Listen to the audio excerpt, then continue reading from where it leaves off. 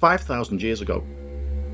Somewhere off the coast of West Australia was an event that triggered an Indian Ocean mega tsunami, crashing enormous waves into the coast of West Australia, dislocating huge boulders and leaving a wave of sand meters deep and kilometres wide across the entire prehistoric West Australian coastline. In this episode, we explore rivers, lakes, and wetlands and examine what these geographical features reveal about the paleo-tsunami history of West Australia. Tsunamis are recurring events along the Indian Ocean coast of West Australia. Each brings with it large amounts of shallow marine sediments, including sand, boulders, and shell fragments. Deposits can be kilometres wide and many metres deep, with the ability to change the shape of the coastline and alter watercourses.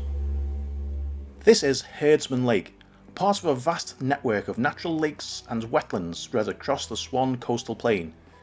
Before European settlement, almost all of what is now the city of Perth was a series of interconnected freshwater wetlands.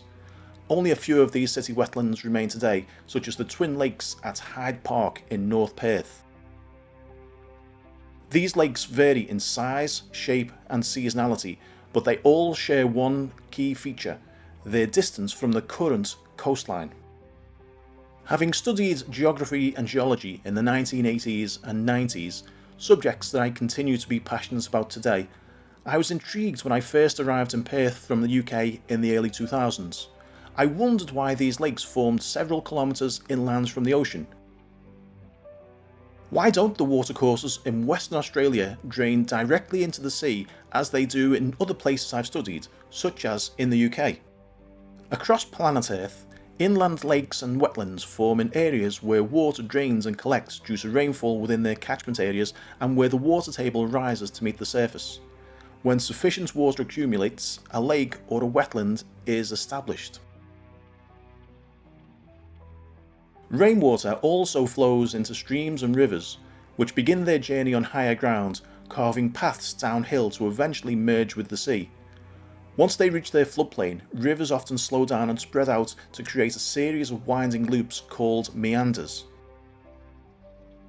Meanders, while seemingly chaotic, still maintain a general river channel flow direction towards the sea. But in Western Australia, something interrupts this flow. The largest and likely oldest river still flowing in Western Australia is the Swan River, along with its source Avon River and Canning and Helena River main tributaries. Where the Swan River empties into the Indian Ocean is a huge incised canyon, one of the largest on the planet, with a history going back to the Cretaceous period early in the formation of the Indian Ocean over 100 million years ago. The Perth Canyon is itself the source of many undersea landslides, which recent research hints may well be related to the prevalence of tsunamis in this region. The Swan River is now much changed by human activity, but there are many other rivers in WA which provide clues and hints to the paleo-tsunami history of the Swan coastal plain.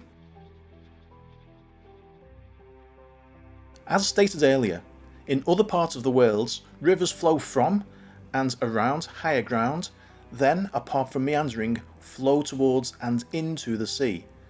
On the Swan coastal plain, however, there are multiple rivers which divert to the north and to the south, flowing for many kilometres parallel to the coast before eventually finding an outlet.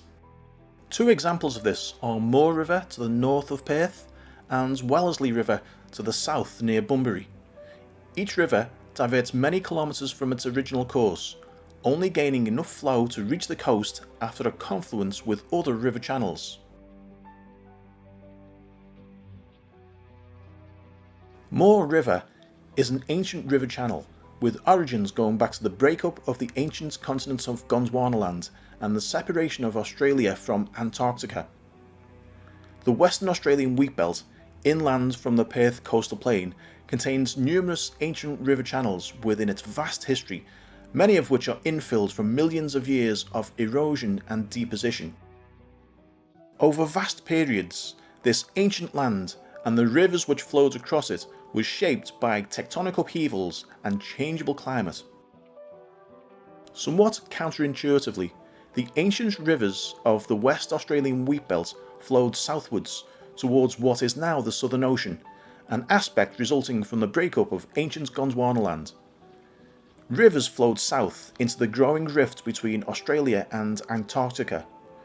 This was an epoch when Australia was closer to the South Pole and the climate was significantly wetter. Then, around 5 million years ago, during the Pliocene epoch, a tectonic shift pivoted the land and changed the course of many wheatbelt rivers westwards. From this time, the Moore River, amongst many others, began to flow towards and into the Indian Ocean. For a million or more years, the Moore River flowed towards a river mouth near Wedge Point, although the coastline was many kilometres farther inland than present day. Around 2 million years ago, during the Pleistocene epoch, a series of sand dune deposits, which became the Tamala Limestone, appear to have diverted the river southwards for around 30 kilometres, leaving behind several seasonal lakes and wetlands, before joining with Jinjin Brook and carving a new river mouth via a gorge through the Tamala Limestone at Gilderton.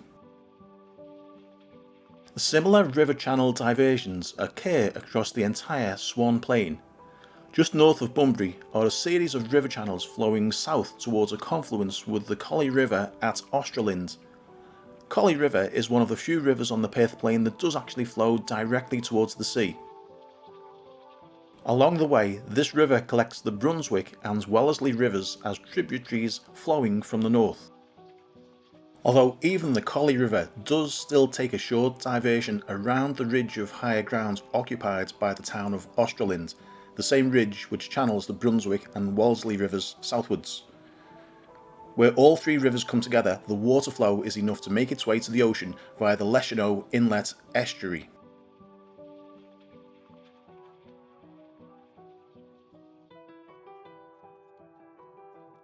So what stops the rivers of the Swan Plain flowing westwards directly to the ocean, and instead diverts the rivers to flow parallel with the coast, all whilst at the same time leaving so many lakes and wetlands isolated a few kilometres inland? The simple answer is, as with the Moore River, the numerous and extensive coastal parallel ridges formed from the local country rock called Tamala Limestone. Tamala Limestone ridges span almost the entire length of Australia's Indian Ocean coastline, many hundreds of kilometres in extent.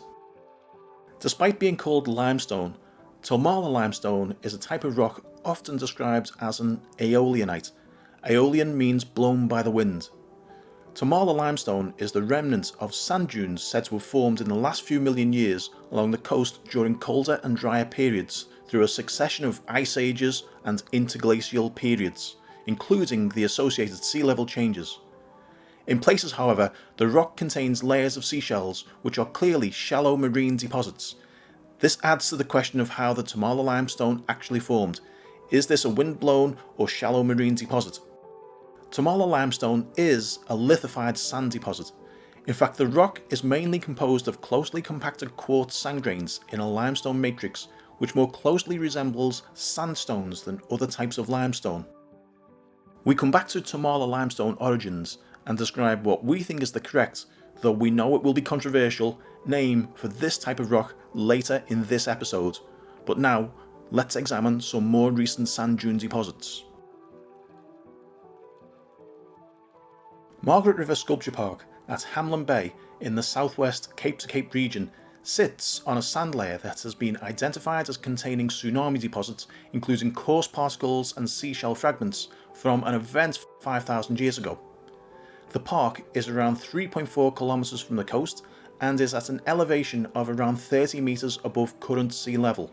The edge or snout of the tsunami deposited sand layer intersects with the eastern edge of the property and shows an abrupt change in soil and in vegetation type either side of the sand deposit. The presence of this sand layer has caused a barrier which prevents the natural watercourse from draining towards the coast. According to the sculpture park owner, Brendan Booth, the farmland directly east becomes a wetland each winter. This is our first direct example of a known tsunami deposit blocking natural drainage and causing an inland pooling of water. Our second example comes from Minninup Beach near the town of Stratham, just to the south of Bunbury, which is also the location for the first tsunami deposited dunes found north of the Cape to Cape region from the same tsunami event. As at the sculpture park, sand dune deposits block the natural drainage, causing a seasonal wetland to form inland of the tsunami deposited sand dunes. These two examples show the ability of tsunami dune deposits to block previous drainage patterns. Wetlands form in the immediate lee of the dunes. A few kilometres further north is the Leshino Peninsula. The peninsula is a sandbar which encloses an inlet which is open to the Indian Ocean and also contains a saltwater swamp with a ghost forest at the northern point of the inlet. Ghost forests form due to a rapid ingress of salt water which both kills and preserves the trees in situ. The Leshino ghost forest trees have roots in salt water a metre or two below the current sea level. They could only have been growing when the sea level was lower than present, some 5,000 to 7,000 years ago. In other parts of the world, the presence of ghost forests has been used as additional tsunami evidence. Ghost forests were some of the main indicators for the Cascadia events on the Pacific coast of the USA and Canada. In other regions, such a sandbar would likely be created by longshore drift. That is, the movement of sand parallel to the coast by the action of wind, waves and tides. Longshore drift, however, requires new supplies of sand being deposited into the sea from the adjacent land. New sand deposits are not abundant on this coastline. Western Australia is a static deposition region with very little new sand being deposited from land into the sea. If this sandbar was the result of longshore drift, we might also expect to see a continuing silting of surrounding areas. There is some longshore drift experienced along this coast, as can be seen by the presence of breakwaters and groins found on the beaches around the Perth region, like here at Cottesloe, but nothing like the amounts experienced in other parts of the world with active deposition environments. When European settlers first mapped this area, the inlet was open to the ocean near what is now the centre of Bunbury. The cut is an artificial channel dredged during the 1950s to increase both the water flow and the navigability between the inlet and the ocean. Under longshore drift conditions, we could expect this channel to silt up regularly, following the shape of the Leshino Peninsula from north to south. Viewing historic Google Earth images shows this sandbar and the channel is not accumulating sand deposits. Longshore drift is not happening at Leshino.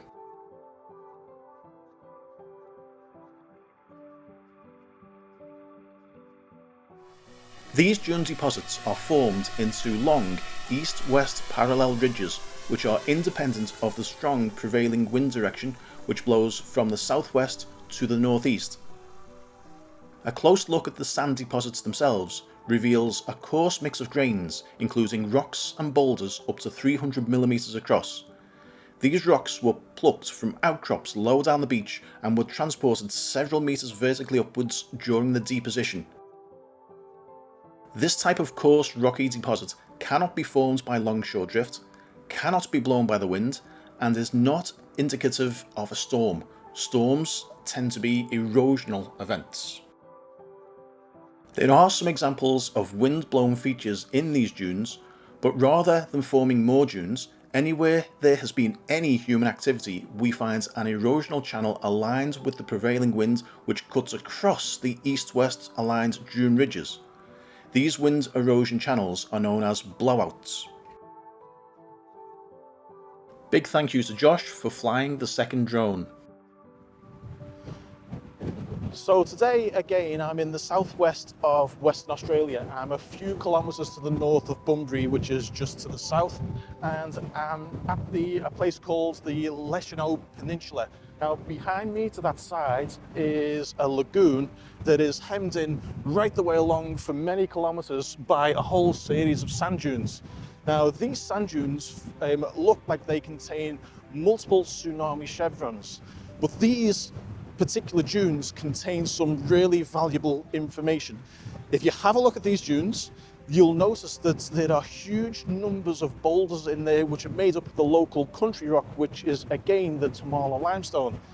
Very simply, wind cannot blow boulders out of where they came from lower down on the beach up into the sand dunes. Pebbles, boulders, and some of them are like 30 centimeters across that I've found, just simply cannot be blown by the wind. The only particles that are blown by the wind to create sand dunes are the finest of particles. If we find boulders, stones, pebbles inside the sand dune, those pebbles and boulders have to have been washed in by a wave. There's no other way for them to get here. Combine this with the fact that we've got tsunami chevrons and boulders in these sand dunes, then there's only one explanation. These sand dunes were formed by a tsunami. Tsunamis are seldom one-off events. A feature of tsunamis is their likelihood to recur in the same region from the same trigger over and over. Take for example the Cascadia region on the Pacific coast of the USA and Canada. Every 300 years or so is a thrust fault earthquake along the Cascadia Fault, sending tsunami waves into the nearby coast and out across the Pacific. Tsunami dating evidence in the form of sand deposits and the ghost forests is backed up by local indigenous oral traditions showing this is a recurring event. The last such Cascadia event in the year 1700 sent tsunami waves as far away as Japan. This was the event that also gave the phenomenon its name. Tsunami is the Japanese word meaning harbour wave. Similar evidence in the form of recurring overlain tsunami deposits was also found in Indonesia, showing that the December 2004 Asian tsunami has occurred many times before. These events, Cascadia in 1700 and Asia in 2004, can be attributed to similar thrust-type earthquakes, the type of which simply does not affect the southwest of Australia. The tsunami source in this region is most likely undersea landslides on the edge of the Australian continental shelf. Off the coast of the Cape to Cape region of the southwest of Western Australia is the Natural East Plateau. In episode 5, we were able to triangulate this area as the tsunami epicenter for the 5,000 years before present event. The best known example of multiple continental slope landslide tsunamis are the series of Storegga slides found in the North Atlantic off the coast of Norway, which left tsunami deposits all around the North Atlantic and North Sea around 8,000 years ago. More on this subject in future episodes.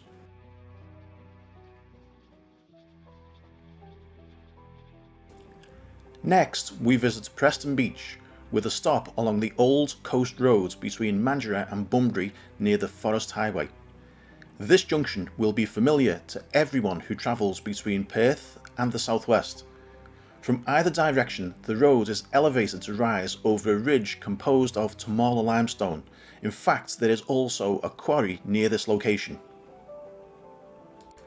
The sand dunes found along this stretch of coastline are actually just the latest evidence of tsunamis affecting this region. As ice ages come and go, and sea levels have risen and fallen over millions of years, this coastline has been inundated by tsunamis over and over. The evidence for this can be seen in a topographical map of the region. The inland topography and the coastal dune topography are identical. What is very obvious from every angle are this region's multiple ridges enclosing lakes and lagoons. The ridges, and therefore the resulting lagoons and inlets, are all aligned parallel to the coastline. There are layer upon layer of tsunami deposits. Each of these tsunamis has left behind the telltale sign of a ridge composed of coarse sand, often with seashells and boulders.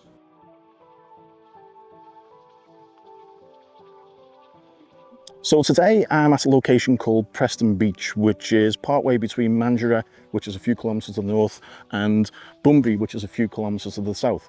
And Preston Beach itself is built on and in between a series of sand dunes. This dune system that you can see behind me is the closest to the coast. The beach is literally just there, the other side of the dune, about 20 or 30 metres away. Now, this is just the closest of these sand dunes to the beach itself, but just inland there are line after line after line of ridges which are all the same. Now, the thing about these particular dunes is they contain multiple inclusions of rocks and boulders made up of the local country rock, which is Tamala Limestone.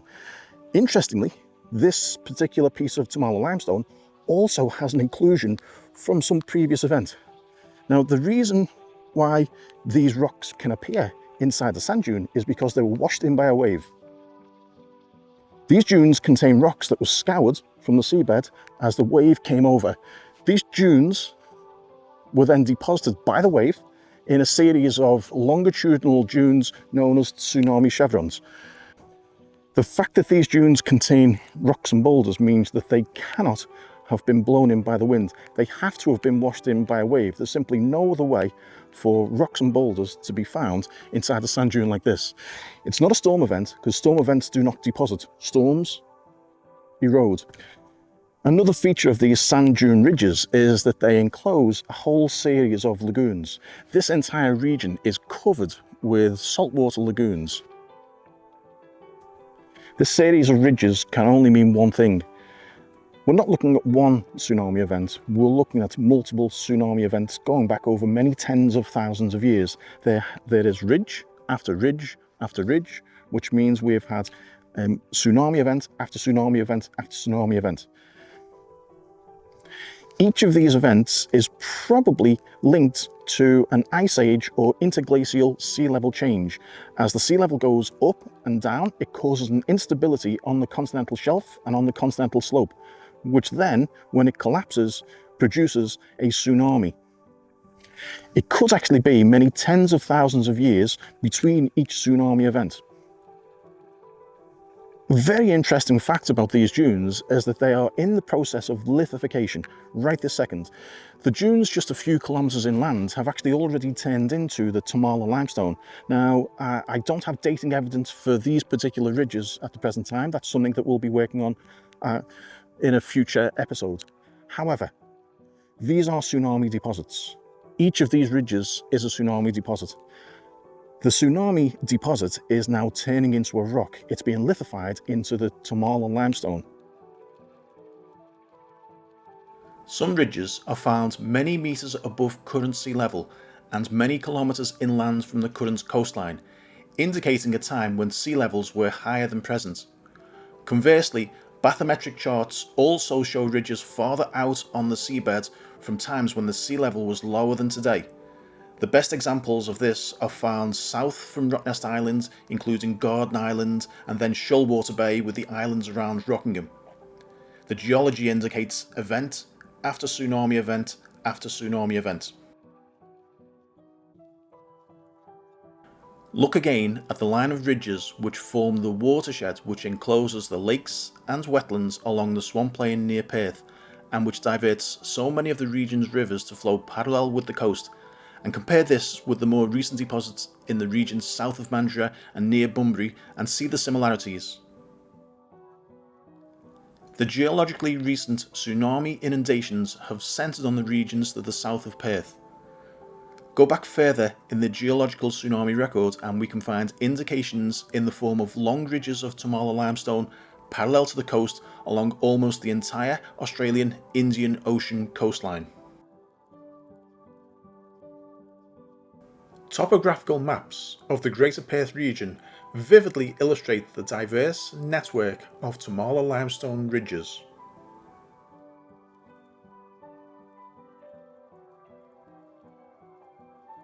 The likely cause of tsunamis along this coast are undersea landslides on the edge of the continental shelf. As ice ages come and go, vast changes in eustatic sea levels destabilise the continental slope to a point where an undersea landslide cascades down the continental slope and in turn triggers a tsunami. This could happen during sea level falls when the deposits are under less pressure, and conversely as sea level rises, increasing the pressure. In some cases, an additional trigger could be in the form of an earthquake which sets off the landslides. A magnitude 6 quake was recorded on the Geographic Plateau in the 1860s.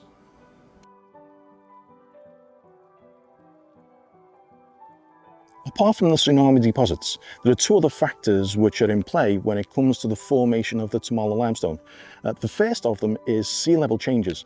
It appears in many places that the Tamala Limestone also contains some shallow marine sediment deposits, and you can see this because of the multitude of bivalve seashells that are found within the limestone matrix of the Tamala Limestone. And the other thing that we do see are cross-bedding features which indicate that we do have some wind-blown dunes. But whilst the Tamala Limestone is made up of both shallow marine deposits and aeolian wind-blown deposits, so this region is simply just not an active sand dune forming region. Without the original tsunami deposits, the wind would have nothing to blow further inland. And in fact, without the tsunami, the Tamala Limestone simply, in my mind, cannot form. For that reason, I think that we can safely call Tamala Limestone a tsunamiite, a rock made from a tsunami deposit. Interesting thoughts. In the next episode, we compare active dune forming regions in the UK with the static dune environment of West Australia, and we answer the question, where does sand come from? Probably not where you think. Stay tuned!